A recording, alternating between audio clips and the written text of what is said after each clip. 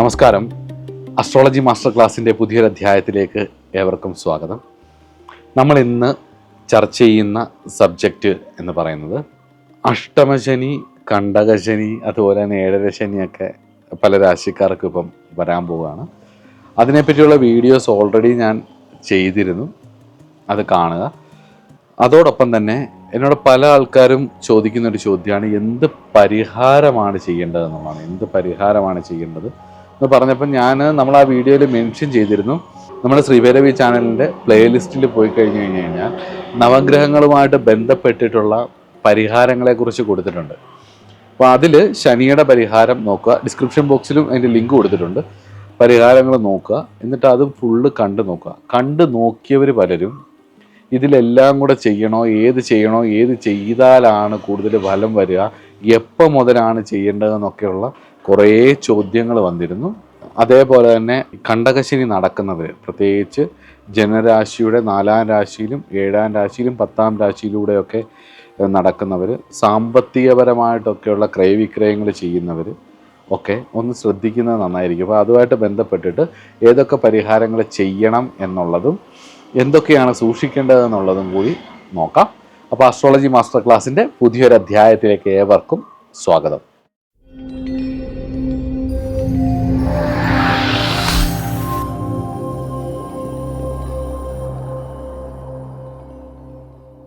അപ്പം നമ്മൾ കണ്ടകശനി എന്ന് പറഞ്ഞതിൽ എന്താണ്?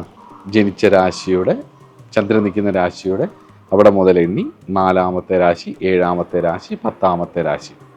ഇപ്പം ശനി മീനത്തിലേക്ക് വരുമ്പം സ്വാഭാവികമായിട്ടും മിഥുനൻ രാശിക്കാർക്കും, അതുപോലെ തന്നെ കന്നി രാശിക്കാർക്കും, അതുപോലെ ധനുരാശിക്കാർക്കും, അതുപോലെ മീനൻ രാശിക്കാർക്ക് ജന്മശനിയും ആണ്, അതുപോലെ തന്നെ കണ്ടകശനിയും കൂടിയാണ്. അപ്പോൾ ഇത്രയും വരുന്ന ആൾക്കാരാണ്. അതുപോലെ തന്നെ മേടം രാശിക്കാർക്ക് 7-ര ശനിയും, ചിങ്ങൻ രാശിക്കാർക്ക് അഷ്ടമശനിയും ഒക്കെ ആയിട്ടാണ് പ്രധാനമായിട്ടും വരുന്നത്. ഈ സമയത്ത് ഇവരുടെ ജാതകത്തിൽ, മീനൻ രാശിയിൽ അവരുടെ ജാതകത്തിൽ ശനിയുടെ അഷ്ടവർഗ അക്ഷം വന്നിട്ടുള്ളത് നോക്കുക. അത് 4-ൽ താഴെയാണെങ്കിൽ, 3 അതിനൊക്കെ താഴെയാണ്, 2, 1 ഒക്കെ ആണെന്നുണ്ടെങ്കിൽ കുറച്ച് ശ്രദ്ധിക്കണം. അപ്പം ഇതൊക്കെയാണ് പ്രധാനമായിട്ട്. അപ്പം ഞാൻ എപ്പോഴും പറഞ്ഞിരുന്നു, ശനി വന്നു പോകുമ്പം എന്ന് പറയുന്നത് ഒരു റിഫൈനിങ് പ്രോസസ്സാണ്. ശനി ഒരു റിഫൈനിങ്ങിൻ്റെ ആളാണ്, കഠിനാധ്വാനത്തിൻ്റെ ആളാണ്, അലച്ചിലിൻ്റെ ആളാണ് ഒക്കെയാണ്. ശനി വന്ന് ഒന്ന് ഉഴുതു മറിച്ച് പോകുമ്പോഴത്തേക്ക് നമുക്ക് ഒരുപാട് കാര്യങ്ങൾ തന്നിട്ടേ പോകത്തുള്ളൂ. അനുഭവങ്ങളുടെ രൂപത്തിലും, അറിവിൻ്റെ രൂപത്തിലും, സമ്പത്തിൻ്റെ രൂപത്തിലും, പലതരത്തിലുള്ള നമ്മുടെ ധാരണകളെ മാറ്റി, നമ്മുടെ അനുഭവം കൊണ്ട്, മറ്റുള്ളവർ പറയുന്നത് കേട്ടുള്ള ധാരണയില്ലാതെ നമ്മുടെ അനുഭവം കൊണ്ട് നമ്മൾ തിരിച്ചറിയുന്ന ഒരുപാട് കാര്യങ്ങൾ നമുക്ക് തന്നിട്ടായിരിക്കും പോകുന്നത്. പ്രധാനമായിട്ടും ഈ കണ്ടകശനി, അഷ്ടമശനിയൊക്കെ നോക്കേണ്ടത് പലപ്പോഴും സാമ്പത്തിക ക്രയവിക്രയങ്ങൾ നടക്കുന്ന ആൾക്കാർ, അല്ലെങ്കിൽ നടത്തുന്ന ആൾക്കാർ, ഷെയർ മാർക്കറ്റിലൊക്കെ കളിക്കുന്ന ആൾക്കാർ, അങ്ങനെയൊക്കെയുള്ളവരാണ് കൂടുതലായിട്ടും ശ്രദ്ധിക്കേണ്ടത്. അപ്പം ശനിയും ചന്ദ്രനുമായിട്ട് ചേരത്തില്ല, അതുപോലെ തന്നെ ശനിക്ക് രവിയുമായിട്ടും ചേരത്തില്ല. അപ്പം ഈ ഷെയർ മാർക്കറ്റിലൊക്കെ ഇൻവെസ്റ്റ് ചെയ്യുകയും അതുമായിട്ട് ബന്ധപ്പെട്ട് കാര്യങ്ങൾ ചെയ്യുകയും ചെയ്യുന്ന ആൾക്കാർ ഈ കണ്ടകശനി, 7-ര ശനിയൊക്കെ നടക്കുന്ന സമയത്ത് അവരുടെ ജാതകത്തിൽ ഏതെങ്കിലും മോശം ഗ്രഹത്തിൻ്റെ അപഹാരവും കൂടിയാണെങ്കിൽ, ശനിയോടടുപ്പിച്ച് ചന്ദ്രൻ വരുന്ന സമയം, അതുപോലെ തന്നെ പക്ഷബലം ഈ പൗർണമിയിലേക്കും അമാവാസിയിലേക്കും ഒക്കെ അടുക്കുന്ന സമയത്തും മനസ്സിന് ഒരുപാട് താളപ്പിഴകളും അസ്വസ്ഥതകളും ഉണ്ടാവും. വാസ്തവത്തിൽ ഈ മൂഡ്സ് ആണല്ലോ ആൾക്കാരുടെ ആക്ഷൻ്റെ ക്വാളിറ്റിയെ തീരുമാനിക്കുന്നത്. Every action is A thought made manifestation എന്ന് ഞാൻ ഒരുപാടിടത്ത് പറഞ്ഞിട്ടുണ്ട്. അപ്പം ആ തോട്ട്സ് നല്ല മൂഡിൽ ജനറേറ്റ് ചെയ്യുന്ന തോട്ടാണെന്നുണ്ടെങ്കിൽ നിങ്ങളുടെ ആക്ഷൻ ആ ഒരു ക്വാളിറ്റി ഉണ്ടാവും. അപ്പോൾ ഈ പ്രത്യേകിച്ച് ഷെയർ മാർക്കറ്റിലെ കാൽക്കുലേഷൻസും അതൊക്കെ ചെയ്യുന്നതിനുമൊക്കെ മൂഡും നല്ല മനസ്സും ഒക്കെ ഉണ്ടാവണം. അപ്പോൾ സ്വാഭാവികമായിട്ട് 7-ര ശനി, അഷ്ടമശനി, കണ്ടകശനിയൊക്കെ നടക്കുന്ന സമയത്ത് സ്വാഭാവികമായിട്ട് ഈ പറഞ്ഞ ശനിയോടടുത്ത് ചന്ദ്രൻ വരുന്ന സമയത്ത് ഒക്കെ ഈ പറഞ്ഞ ആൾക്കാർക്ക് മൂഡ് സ്വിങ്സ് ഭയങ്കര വരാം. ആ സമയത്ത് എടുക്കുന്ന തീരുമാനങ്ങൾ പാളിപ്പോവുകയും ചിലപ്പം വൻ വീഴ്ചകൾ, വലിയ നഷ്ടങ്ങൾ വരുത്തി വെക്കാൻ ഉള്ള ഇതാവുകയും ചെയ്യും. കാരണം എന്ന് വെച്ച് കഴിഞ്ഞാൽ ഒരു ശനിയും ചന്ദ്രൻ്റെ ഒരു ബന്ധം എന്ന് പറയുന്നത് അവരുടെ എനർജികളുടെ തമ്മിലുള്ള ഒരു യോഗം എന്ന് പറയുന്നത് പലപ്പോഴും രണ്ട് ധ്രുവങ്ങളിലേക്കാണ് അത് പോകുന്നത്. പ്രത്യേകിച്ച് ശനിചന്ദ്രൻ പുനർഭുവാണ്, അവർ തമ്മിൽ ചേരത്തില്ല. അപ്പോൾ മനസ്സിന് എപ്പോഴും ഒരു അസ്വസ്ഥതയായിരിക്കും. അസ്വസ്ഥമായ മനസ്സിൽ നിന്നും ഉണ്ടാവുന്ന തീരുമാനങ്ങൾക്ക് സ്വാഭാവികമായിട്ടും അതിൻ്റെ റിസൾട്ടിൽ ഒരു അസ്വസ്ഥത ഉണ്ടാവും. തീരുമാനങ്ങൾക്കും അതുപോലെ ചെയ്യുന്ന പ്രവർത്തികൾക്കും അതുപോലെ തന്നെ അതിൻ്റെ റിസൾട്ടിനും ഒരു അസ്വസ്ഥത ഉണ്ടാവും. പലപ്പോഴും ഈ അസ്വസ്ഥതയിൽ നിന്ന് മനസ്സിലാക്കാൻ പോലുമുള്ള സ്വസ്ഥത ആൾക്കാർക്ക് ഉണ്ടാവില്ല ഈ കാലഘട്ടങ്ങളിൽ. അതുപോലെ തന്നെ നിങ്ങൾ ഈ ഷെയർ മാർക്കറ്റിൻ്റെ ഇതൊക്കെ ചെയ്യുന്നവരാണെന്നുണ്ടെങ്കിൽ സൂര്യസംക്രമം ശ്രദ്ധിച്ചിട്ടുണ്ട്. ഇപ്പം ശനി വരുന്ന സമയത്ത് ശനിയുടെ ഒരു ഇക്വിനോക്സ് എന്ന് പറയും, അതായത് പകലും രാത്രിയും ഒരുപോലെ വരുന്ന അതാണ് ശരിക്കും ഇക്വിനോക്സ്, അല്ലെ വിഷുവം എന്ന് പറയുന്നത്, നമ്മുടെ വിഷു എന്ന് പറയുന്നത്. അപ്പം ഏകദേശം ചിത്തിരപക്ഷ അയനാംശം വെച്ചിട്ട് ഏപ്രിൽ 1, അതായത് മേടമാസത്തിലേക്കുള്ള രവിയുടെ സംക്രമ ദിവസമാണ് ശരിക്കും പറഞ്ഞു കഴിഞ്ഞാൽ പകലും രാത്രി ഏകദേശം ഒന്നായിട്ട് വരുന്നത്. അതുകൊണ്ടാണ് വിഷു എന്ന് പറയുന്നത്.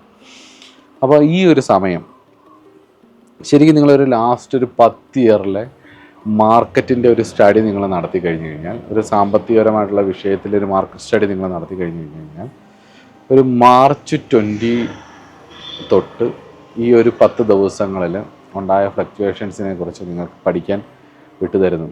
ഈ കോവിഡിൻ്റെ ഒരു സമയത്ത് മാർക്കറ്റ് വല്ലാണ്ട് ഡൗൺ ആയപ്പോൾ, മാർക്കറ്റ് മാത്രമല്ല ഒരുപാട് ഏരിയകൾ ഡൗൺ ആയപ്പോൾ നമ്മളൊന്ന് വീട്ടിൽ നിന്ന് പുറത്തേക്ക് ഇറങ്ങാൻ പറ്റാത്തൊരവസ്ഥയായിരുന്നു. ഈ അവസ്ഥ കഴിഞ്ഞിട്ട് മാർക്കറ്റ് ഒന്ന് അപ്പായി തുടങ്ങിയത് വാസ്തവത്തിൽ ഈ ഒരു സൂര്യസംക്രമം കഴിഞ്ഞതിന് ശേഷമാണ്. ഈ വിഷുവിനോട് അടുത്തിട്ട് ഒരു മാർച്ച് 23 ശേഷമാണ് ആ വർഷത്തെ ഒരു മാർക്കറ്റ് അപ്പായി തുടങ്ങുന്നത്. നിങ്ങൾക്കൊന്ന് ഒബ്സർവ് ചെയ്താൽ മനസ്സിലാവും ഇതൊക്കെ. അപ്പം ഇതൊക്കെ ഞാൻ എന്തിനാണ് പറയുന്നതെന്ന് ചോദിച്ചു കഴിഞ്ഞ് കഴിഞ്ഞാൽ, ഒരു വിഷയം കൈകാര്യം ചെയ്യാൻ ഇറങ്ങുമ്പം പ്രപഞ്ചത്തിൻ്റെ ഒരു താളവും കൂടെ മനസ്സിലാക്കുന്നത് നന്നായിരിക്കും. ഇപ്പോൾ ഒരു ചോദ്യമുണ്ട്, ഇങ്ങനെയൊക്കെയുള്ള കാര്യങ്ങളും അന്ധവിശ്വാസങ്ങളുടെയൊക്കെ പുറകിന് പോകണോ? ഇങ്ങനെയൊക്കെ നോക്കിയിട്ടാണോ ആൾക്കാർക്ക് സമ്പത്ത് ഉണ്ടാകുന്നതെന്നൊക്കെ ഒരു ചോദ്യം വരും. അത് ഈ സാമ്പത്തികം കൈകാര്യം ചെയ്യുന്ന അതിൽ വളരെ ഉയർന്ന തലത്തിലിരിക്കുന്ന ഒരാളെ സമ്പത്തുണ്ടാക്കി കാണിക്കുകയും അതെങ്ങനെയൊക്കെ ഉണ്ടാവുന്നതെന്ന് പറയുന്ന ആൾക്കാരാണല്ലോ കൂടുതൽ എടുക്കേണ്ടത്. അപ്പം JP മോർഗൻ എന്ന് പറഞ്ഞ ഒരാളുണ്ട്, വളരെ പ്രശസ്തമായിട്ടുള്ള ആളാണ്. അദ്ദേഹത്തെക്കുറിച്ച് അന്വേഷിച്ച് നോക്കുക. അപ്പം JP മോർഗൻ പറഞ്ഞ ഒരു സ്റ്റേറ്റ്മെൻ്റാണ് അതിനകത്ത് എനിക്ക് ഏറ്റവും ഇഷ്ടം. മില്ലിനിയേഴ്സ് ഡോണ്ട് യൂസ് അസ്ട്രോളജി, ബില്ലിനിയേഴ്സ് ഡു. മില്ലിനിയേഴ്സ് ഒന്നും അധികം അസ്ട്രോളജി യൂസ് ചെയ്യത്തില്ല, പക്ഷേ ബില്ലിനിയേഴ്സ് അസ്ട്രോളജിയുടെ സാധ്യതകളെ യൂസ് ചെയ്യും എന്ന്. അപ്പം നിങ്ങൾ ഇൻവെസ്റ്റ്മെൻറ്റിലേക്ക് പോകുന്നുണ്ടെങ്കിൽ, നിങ്ങൾക്ക് കൂടുതൽ കാര്യങ്ങൾ മനസ്സിലാവുന്നുണ്ടെങ്കിൽ, ഇത് മാത്രമല്ല കേട്ടോ, നിങ്ങൾ ഇപ്പം 4-ാം ഭാവത്തിലെ കണ്ടകശനി നടക്കുന്ന സമയത്താണെങ്കിൽ കുടുംബപരമായിട്ടുള്ള വിഷയങ്ങൾ ഒക്കെ വാങ്ങണം, വസ്തു വാങ്ങണം, വീട് വാങ്ങണം, ഇങ്ങനെയൊക്കെ ഉദ്ദേശിക്കുന്നുണ്ടെങ്കിൽ, അങ്ങനെ എന്തെങ്കിലുമൊക്കെ നിങ്ങൾക്ക് ഇൻവെസ്റ്റ്മെൻറ്റുമായിട്ട് ബന്ധപ്പെട്ടിട്ട് നിങ്ങൾക്ക് താല്പര്യമുണ്ടെങ്കിൽ ഉറപ്പായിട്ടും നിങ്ങൾ ഒന്ന് ശ്രദ്ധിക്കുന്നത് നന്നായിരിക്കും. അഷ്ടമശനിയും കണ്ടകശനിയും അതുപോലെ തന്നെ 7.5 ശനിയും നടക്കുന്ന കാലങ്ങളിൽ ഈ കാര്യങ്ങളൊക്കെ ഒന്ന് ശ്രദ്ധിച്ചാൽ നന്നായിരിക്കും. പിന്നെ ചെയ്യേണ്ട പരിഹാരങ്ങൾ ഞാൻ പറയുന്ന പോലെ നിങ്ങളുടെ കഴിവിനനുസരിച്ചാണ് നിങ്ങൾ പരിഹാരം ചെയ്യേണ്ടത്. ഏറ്റവും പ്രധാനപ്പെട്ട പരിഹാരം എന്ന് പറയുന്നത് നിഷ്ഠയോട് കൂടിയിട്ടുള്ള ഒരു ജീവിതമാണ്. ഏത് മേഖലയിലും പെട്ടവരാണെന്നുണ്ടെങ്കിലും നിങ്ങൾ ആ ഒരു കൃത്യത വരിക, നിങ്ങൾക്കൊരു നിഷ്ഠ വരിക, നിങ്ങൾക്കതിനോടൊരു ആത്മാർത്ഥത വരിക ഒക്കെ വന്നാൽ, കുറച്ച് അലയേണ്ടി വന്നാലും കുറച്ച് കഷ്ടപ്പെടേണ്ടി വന്നാലും സ്വാഭാവികമായിട്ടും നിങ്ങൾക്ക് വേണ്ട ഒരു വഴി ഉരുത്തിരിഞ്ഞ് വരും. അപ്പം ഇങ്ങനെ പല കാര്യങ്ങളിലൂടെ പോയി മുന്നോട്ട് പോകുമ്പം സ്വാഭാവികമായിട്ടും ഈ മോശം സമയം എന്ന് പറയുന്നത് നമ്മുടെ കർമ്മദോഷത്തെ ബേസ് ചെയ്താണല്ലോ ഇത് വരുന്നത്. ചുമ്മാതൊന്നും ഇവിടെ സംഭവിക്കില്ല എന്നുള്ള ഒരു ബേസിക് നോളജാണ് അസ്ട്രോളജിയുടെ ഉള്ളത്. വെറുതെ ഒരു കാര്യം സംഭവിക്കില്ല, ആ സംഭവിക്കുന്ന കാര്യത്തിനൊരു റീസണുണ്ട്. ആ റീസൺ നമ്മൾ പറയുന്നത് കർമ്മഫലമാണ്. കർമ്മഫലം കൊണ്ടാണ് നമ്മൾക്ക് ഇങ്ങനെയൊക്കെ വരുന്നത്. അപ്പം ഗ്രഹങ്ങൾ സൂചിപ്പിക്കുന്ന ആ ഒരു പ്ലെയിനിലൂടെ നമ്മൾ യാത്ര ചെയ്യുമ്പോൾ, കണ്ടകശനി അഷ്ടമശനിയൊക്കെ നടക്കുന്ന സമയത്ത് നമ്മൾ ആ ഒരു പ്ലെയിനിലൂടെയാണ് നമ്മുടെ കോൺഷ്യസ്നസ് യാത്ര ചെയ്യുന്നതെങ്കിൽ, അവിടെ ഗ്രഹനിലയിൽ സൂചിപ്പിക്കുന്ന ഗ്രഹത്തിൻ്റെ പോസിറ്റീവായിട്ടുള്ള സുഹൃതങ്ങളാണെങ്കിൽ അത് പോസിറ്റീവായിട്ട്, നെഗറ്റീവായിട്ടുള്ളതാണ് കർമ്മഫലമെങ്കിൽ നെഗറ്റീവായിട്ട് വരാനുള്ള സാധ്യത. അപ്പോൾ എന്ത് ചെയ്യണം?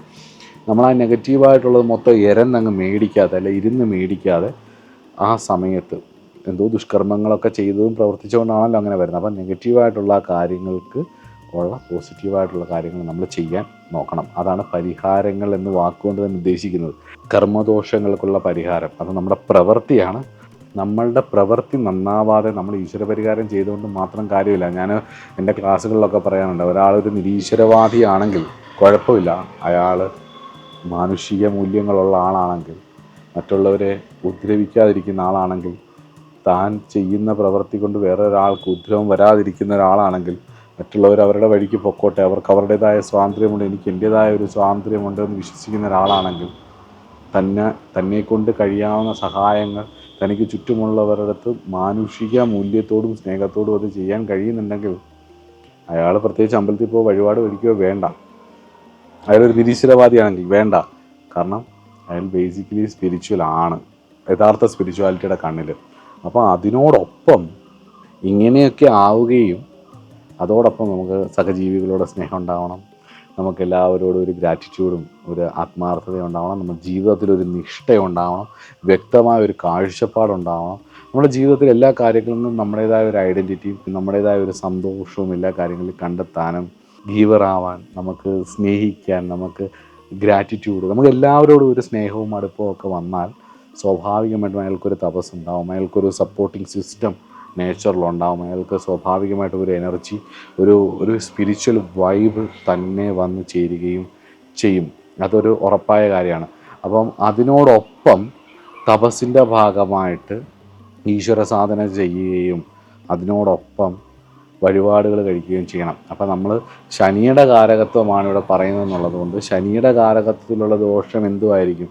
കഷ്ടപ്പാടും അലച്ചിലും ഒക്കെ ആയിരിക്കും. മടി, അസ്വസ്ഥത, എന്താ പറയുക, ഈ നമ്മൾ എഴുന്നേൽക്കാൻ തോന്നാത്ത അവസ്ഥ, നമുക്കൊന്നും ചെയ്യാൻ തോന്നാത്ത അവസ്ഥ, ഫ്രസ്ട്രേഷൻസ്, ഡിപ്രഷൻ, ഡൗൺ ആയിരിക്കുക, മൊത്തത്തിലെ ഒരു കോൺഫിഡൻസ് ഇല്ലാത്തൊരവസ്ഥ, ചെയ്യണം ചെയ്യണം ചെയ്യണം എന്നുള്ള തോന്നൽ പക്ഷെ ഒന്നും ചെയ്യാൻ കഴിയാത്ത അവസ്ഥ, എല്ലാം മാറ്റി വെക്കുന്ന അവസ്ഥ, ജീവിതത്തിൽ ഒന്നിനോടും ഒരു പ്രതിബദ്ധത ഇല്ലാത്തൊരവസ്ഥ. ഇതൊക്കെയാണ് ഒരു ശനിയുടെ ഒരു അവസ്ഥ. കഷ്ടപ്പെട്ടാലും അതിനുള്ളൊരു ഫലം, കഷ്ടപ്പെടുന്നതന്നെ പ്രാഗി കഷ്ടപ്പെടുക. ചെയ്യണമല്ലോ എന്ന് വിചാരിച്ചോ, ഇനി രാവിലെ എണീക്കണമല്ലോ, അത് പഠിക്കണമല്ലോ, ജോലി ചെയ്യണമല്ലോ, അത് വൃത്തിയാക്കണമല്ലോ, കുളിക്കണമല്ലോ, പല്ല് തേക്കണമല്ലോ, ഈ എല്ലാത്തിനും എന്നുള്ളൊരു ക്വസ്റ്റ്യൻ മാർക്ക് വരുന്ന ആ അവസ്ഥയാണ് ശനിയുടെ ഈ കണ്ടകശനി, അഷ്ടമശനി, ഏഴശനിയൊക്കെ വരുന്ന സമയത്ത് ഉണ്ടാവുന്നത്. അപ്പോൾ അതിന് പരിഹാരം എന്താണെന്ന് ചോദിച്ചാൽ, ഒരു അരമണിക്കൂറെങ്കിലും 24 മിനിറ്റെങ്കിലും പ്രാക്ടീസ് മെഡിറ്റേഷൻ, നന്നായിട്ട് ധ്യാനിക്കാൻ ശീലിക്കുക. ഒന്നത് ഇപ്പോൾ ഞങ്ങൾക്ക് കണ്ണടച്ച കോൺസെൻട്രേഷൻ കിട്ടത്തില്ല, വേറെ തോട്ട്സൊക്കെ ആയിരിക്കും, ഒന്നും വരുന്നില്ല. അത് നല്ല സിസ്റ്റമാറ്റിക് ആയിട്ടുള്ള നല്ലൊരു ഗുരുവിൻ്റെ കീഴിൽ അഭ്യസിക്കുക.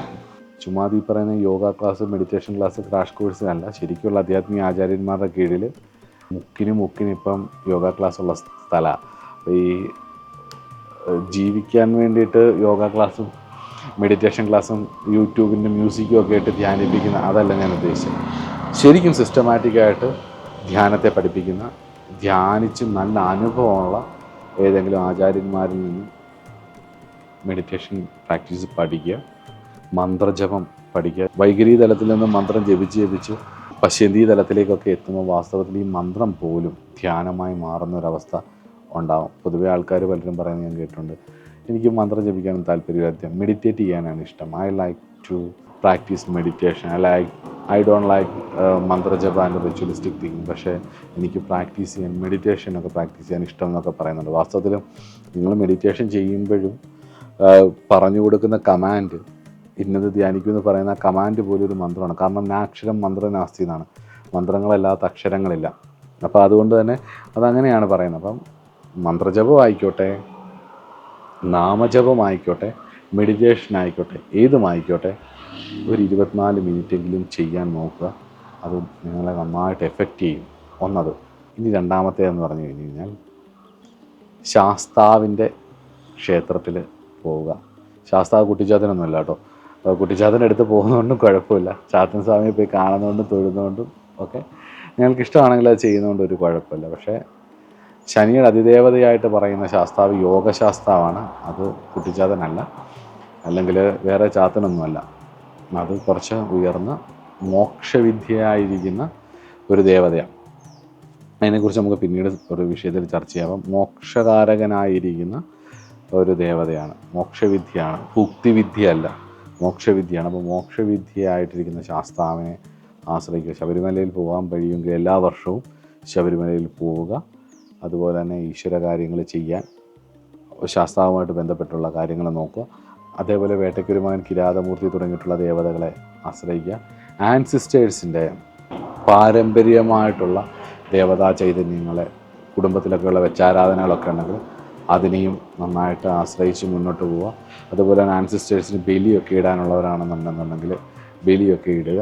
അങ്ങനെ അതൊക്കെ മുടങ്ങിക്കിടപ്പുണ്ടെന്നുണ്ടെന്നുണ്ടെങ്കിൽ ആ സമ്പത്തും സന്തതിയും ഒക്കെ നേരെയാവാൻ അതൊക്കെ ചെയ്യുക. പരദേവതയും ആശ്രയിക്കുക. അതുപോലെ തന്നെ ബലിയിടാനുള്ള കാര്യങ്ങളൊക്കെ ഉണ്ടെങ്കിൽ അതൊക്കെ ചെയ്ത് പിതൃവിഷയങ്ങളിലൊക്കെ ഒരു തൃപ്തി വരുത്തി മുന്നോട്ട് പോവുക. പിന്നെ പ്രധാനമായിട്ടും ഉള്ളതെന്ന് പറഞ്ഞു കഴിഞ്ഞാൽ ശനിയാഴ്ച ദിവസം ശനിയുടെ കാലഹോരയിൽ ശാസ്താവിൻ്റെയോ അല്ലെങ്കിൽ ശനീശ്വരൻ്റെയോ ഒക്കെ അഷ്ടോത്തരം ജപിക്കുകയും പ്രാർത്ഥിക്കുകയും വീട്ടിലാണെങ്കിൽ അല്ലെങ്കിൽ അമ്പലത്തിലാണെങ്കിലും ഒക്കെ നീരാഞ്ജനം കത്തിക്കുകയൊക്കെ ചെയ്യുന്നത് വളരെ നല്ലതാണ്. ശാസ്താക്ഷേത്രത്തിൽ എള്ളുപായസം നടത്തുന്നത് നല്ലതാണ്. ശിവക്ഷേത്രത്തിലെ മൃത്യുഞ്ജയ ഹോമം, ധാര ഇതൊക്കെ നടത്തുന്നത് നല്ലതാണ്. ഭദ്രകാളി ക്ഷേത്രത്തിൽ പ്രീതി വരുത്തുന്നത് നല്ലതാണ്. അതുപോലെ നോർത്ത് ഇന്ത്യയിലൊക്കെയാണ് നിങ്ങളെന്നുണ്ടെന്നുണ്ടെങ്കിൽ ദത്താത്രേയൻ എന്ന് പറയുന്ന ഗുരുവിൻ്റെ പദ്ധതികളെയും അതിൻ്റെ സമ്പ്രദായങ്ങളെയൊക്കെ ആശ്രയിക്കുന്നത്. ദത്താത്രേയ ക്ഷേത്രങ്ങളൊക്കെ ഉണ്ട് നോർത്ത് ഇന്ത്യയിലൊക്കെ ചെന്ന് കഴിഞ്ഞ് കഴിഞ്ഞാൽ. ദത്താത്രേയ ക്ഷേത്രങ്ങളിലൊക്കെ പോവുകയും ആശ്രയിക്കുകയും ഒക്കെ ചെയ്യുന്നത് നന്നായിരിക്കും. അതുപോലെ ഹനുമാൻ സ്വാമിയെ ആശ്രയിക്കുന്നത് നല്ലതാണ്. ഹനുമാൻ ചാലീസ് ജപിക്കുന്നവരാണെങ്കിൽ അത് നല്ലതാണ്. പ്രത്യേകിച്ച് ശനിയാഴ്ച ദിവസം രാവിലെ മോർണിംഗ് ഉദിച്ചു വരുന്ന ഉദയ സമയം എന്ന് പറയുന്നത് ശനിയുടെ കാലഹോരയായിരിക്കും. ആ സമയം അതിനുവേണ്ടി യൂട്ടിലൈസ് ചെയ്യുകയും ചെയ്യുക. പുറത്തൊക്കെ ആണെന്നുണ്ടെങ്കിൽ ടൈം, അതായത് പകൽ കുറവും രാത്രിയൊക്കെ ഉള്ളവരാണെങ്കിൽ നെറ്റിലടിച്ച് നോക്കിയാൽ മനസ്സിലാവും ആ പ്ലേസിലെ കാലഹോര എങ്ങനെയാണ്. ഇന്ത്യയിലാണ് കറക്റ്റായിട്ട് ഈ ഒരു ശനിയുടെ കാലഹോരയിൽ ആ ദിവസം തുടങ്ങുന്നുണ്ട് ശനിയാഴ്ച ദിവസമൊന്നും, ബുധൻ്റെ കാലഹോരയിൽ ആ ദിവസം തുടങ്ങുന്നുണ്ട് ബുധനാഴ്ച ദിവസമൊന്നും, ചൊവ്വയുടെ കാലഹോരയിൽ ആ ദിവസം ആരംഭിക്കുന്നുണ്ട് ചൊവ്വാഴ്ച ദിവസം എന്നൊക്കെ ഉള്ളത്. അത് ഇവിടുത്തെ ഒരു കണക്ക് വെച്ചിട്ടാണ്. പക്ഷേ പുറം രാജ്യങ്ങളിൽ, ഇപ്പം സ്വിറ്റ്സർലൻഡിലാണ് അല്ലെങ്കിൽ ഒരു രാജ്യത്ത് അമേരിക്കയിലൊക്കെ ചെന്ന് യു എസിലൊക്കെ ചെന്ന് കഴിഞ്ഞാൽ അതിനകത്ത് ആ ഒരു കോണ്ടിനെൻറ്റിൽ ആ ഒരു വലിയ ഭൂഖണ്ഡത്തിൽ പല ടൈം സോൺസ് ഉണ്ട്. അപ്പോൾ ആ പല ടൈം സോണുകളിലും പലതായിരിക്കും. അതൊക്കെ ഇന്ന് വളരെ എളുപ്പത്തിൽ കണ്ടുപിടിക്കാം. കാരണം നമുക്ക് നെറ്റ് ഉള്ളത് കൊണ്ട് തന്നെ ഏത് കാലഹോരയിലാണെന്നൊക്കെ ഉള്ള അതിനുള്ള ഒരുപാട് സോഫ്റ്റ്വെയർസും കാര്യങ്ങളും ഇൻ്റർനെറ്റിൽ അവൈലബിൾ ആണ്. അപ്പോൾ ശനിയാഴ്ച ദിവസം ശനിയുടെ കാലഹോരയിൽ പ്രാർത്ഥനയും കാര്യങ്ങളുമായിട്ട് മുഴുകിയിരിക്കുകയും ഈശ്വര സേവ ചെയ്യുകയും ചെയ്യുക എന്നുള്ളതാണ് മെയിൻ. പ്രത്യേകിച്ച് സാമ്പത്തിക ക്രയവിക്രയങ്ങൾ, അസുഖങ്ങൾ, അലച്ചിലുകൾ ഇങ്ങനെയൊക്കെയാണ് പ്രധാനമായിട്ടും വിഷയങ്ങൾ വരാൻ സാധ്യതയുള്ളത്. ചുരുക്കി പറഞ്ഞു കഴിഞ്ഞാൽ നമുക്ക് മൊത്തത്തിലൊരു ഉന്മേഷക്കുറവായിരിക്കും ഫീൽ ചെയ്യുന്നത്. അപ്പോൾ അത് വരുമ്പോൾ തന്നെ അറിയാം. മൊത്തത്തിൽ നമ്മുടെ ഒരു വല്ലാതെ സൗന്ദര്യം നോക്കുന്ന ആൾക്കാർക്ക് സൗന്ദര്യം കുറയുന്ന പോലെ ഫീൽ ചെയ്യുക. നന്നായിട്ട് ഹെൽത്ത് നോക്കുന്ന ആൾക്കാർക്ക് ഹെൽത്ത് നോക്കാനൊരു മടി വരിക. നന്നായിട്ട് പഠിച്ചുകൊണ്ടിരിക്കുന്ന കുഞ്ഞുങ്ങൾക്കാണെങ്കിലും കുട്ടികൾക്കാണെങ്കിലും പഠിക്കാനൊരു മന്ദത വരിക. നന്നായിട്ട് സാമ്പത്തികം ശ്രദ്ധിക്കുന്ന ആൾക്കാർക്ക് അത് ശ്രദ്ധിക്കാൻ പറ്റാതെ വരിക. അത് കയ്യിൽ നിന്ന് പോവുക. സാമ്പത്തികം ഞാൻ അബദ്ധത്തിൽ അത് എടുത്ത് ചാടി ഇത് കയ്യിൽ നിന്ന് പോയല്ലോ എന്നുള്ളൊരു തോന്നൽ വരിക. അങ്ങനെ നിങ്ങൾ പ്രധാനപരമായിട്ട് നിങ്ങൾക്ക് ഏറ്റവും കൂടുതൽ കഴിവുണ്ടെന്ന് പറയുന്ന പല മേഖലകളിലും നിങ്ങൾക്ക് ആ ഒരു എഫക്റ്റ് വരുന്നതായിട്ടും ആ ഒരു ഡിലേ വരുന്നതായിട്ടും, ശനി എന്ന് പറഞ്ഞാൽ ഡിലേ പ്ലാനറ്റാണ്. അപ്പോൾ ഒരു ഡിലേ വരുന്നതായിട്ടും ഒരു മന്ദത വരുന്നതായിട്ടൊക്കെ ഫീൽ ചെയ്യും. അപ്പോൾ എനിക്ക് ഇത്രയൊക്കെയാണ് പറയാനുള്ളത്. അപ്പം ശനി എന്ന് പറയുന്ന ഗ്രഹത്തെ പേടിക്കേണ്ട കാര്യമില്ല. കമൻറ്റുകൾ ധാരാളം വരുന്നതുകൊണ്ടാണ് ഈ ഒരു വീഡിയോ ചെയ്തത്. പല വീഡിയോകളിലായിട്ട് പല രീതിയിൽ എങ്ങനെയാണ് പരിഹാരം കണ്ടെത്തേണ്ടതെന്ന് പറഞ്ഞു. ഇനി നിങ്ങൾക്ക് മനസ്സിലായിട്ടില്ല എന്നുണ്ടെങ്കിൽ ഏതെങ്കിലും നല്ലൊരു അസ്ട്രോളജറെ സമീപിക്കുക എന്നുള്ളത് തന്നെയാണ് ഏറ്റവും നല്ല കാര്യം. ദശ നോക്കണം, അപഹാരം നോക്കണം, ഗ്രഹസ്ഥിതി നോക്കണം. ഇപ്പോൾ ആ ഗ്രഹസ്ഥിതിയിൽ ആരുടെ അപഹാരമാണ് ദശയാണെന്ന് നോക്കണം, ഗോചരം നോക്കണം, ട്രാൻസിറ്റുകൾ നോക്കണം, അത് ഇതുമായിട്ടുള്ള ബന്ധം നോക്കണം. എല്ലാം കൂടെ കൂട്ടി യോജിപ്പിച്ച ശേഷം വേണം കണ്ടകശനി എഫക്റ്റ് ഉണ്ടാവോ ഇല്ലയോ എന്നുള്ളത് മനസ്സിലാക്കാൻ. അതിന് ഗോചര വേദമുണ്ടോ നോക്കണം. ഒക്കെ പ്രധാനപ്പെട്ട കാര്യങ്ങളാണ്.